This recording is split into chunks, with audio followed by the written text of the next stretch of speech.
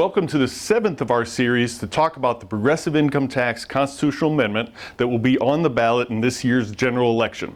The Illinois Chamber is adamantly opposed to this proposal because it's bad for the economy, it's bad for workers, and it's bad for businesses as well.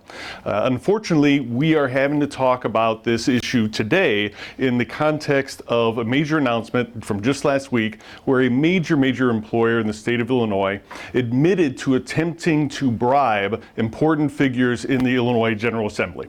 And what that really does is highlight probably the single most important issue for voters to consider when considering this constitutional amendment, and that is trust. It's hard to go ahead and do Illinois politics already. Sharp elbows, it's a blood sport. And that's when you play by the rules. But what we believe is that this proposal will make the opportunity for more and more influence to come in inappropriate ways because it's so complex and it creates so many incentives for people to come in and lobby in ways that will go ahead and get an unfair advantage over other taxpayers. Take into account here, this is the progressive tax rates that would go into effect if the constitutional amendment passes.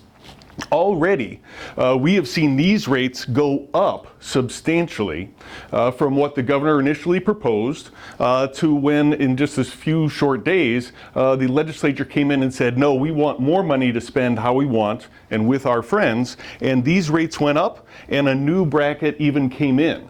So again, the more complex you make the tax code, the more easy it is to be manipulated and lobbyists to come on in and try and get their piece to other people's disadvantage. Keep in mind also, the legislature had the ability to go ahead and tie any new revenue from the constitutional amendment to important fiscal issues. But unfortunately, we've got no property tax relief. We have no increase in public education funding, no debt reduction at all. The legislature had the ability to go ahead and tie new revenues to some of these priorities. They decided not to. So essentially what you've got is a constitutional amendment that is nothing but a big bag of your cash left on the back door of the State House and City Hall. It's a bad idea, bad outcomes. Please vote no.